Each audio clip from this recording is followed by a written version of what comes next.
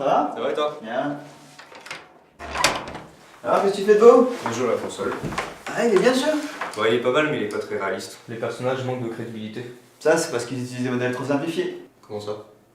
Bah, tu sais, dans ce genre de jeu, les personnages, ils marchent tous de la même manière. Alors que s'ils mettaient un peu d'émotion, ça aurait plus de panache.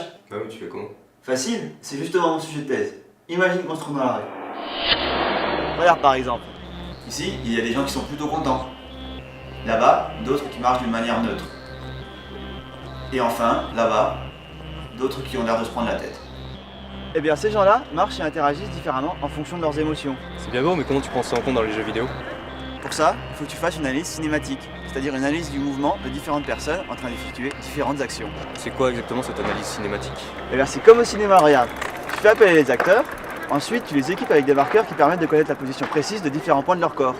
Alors, tu utilises des caméras qui n'enregistrent que ces points-là, et ensuite tu leur demandes d'effectuer les différentes actions, comme par exemple marcher avec une certaine émotion. D'accord, c'est tout ce qu'il y a à faire. Tu mets juste des marqueurs sur les acteurs, ça te permet de tout savoir sur leurs émotions.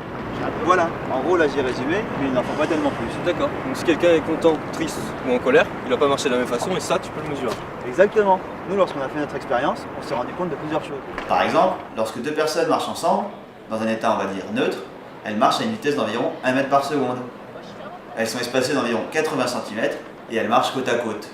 Maintenant, si tu te souviens des deux personnes contentes, elles marchaient environ 25% plus vite qu'elles. Ah ouais quand même. Eh oui, si tu prends deux personnes dont une est en colère, la différence va te sauter aux yeux. Regarde.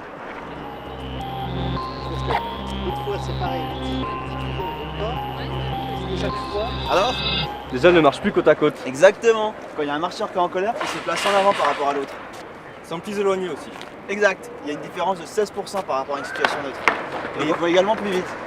Donc en fait pour chaque émotion, on a un style de marche différent. C'est ça. En fait, les émotions influent sur ta vitesse, sur le placement entre les marcheurs et sur la distance entre eux. Donc si j'ai bien tout compris, il faut qu'on intègre ces paramètres de distance, de vitesse, du mouvement du corps général, dans les jeux pour qu'ils soient plus réalistes.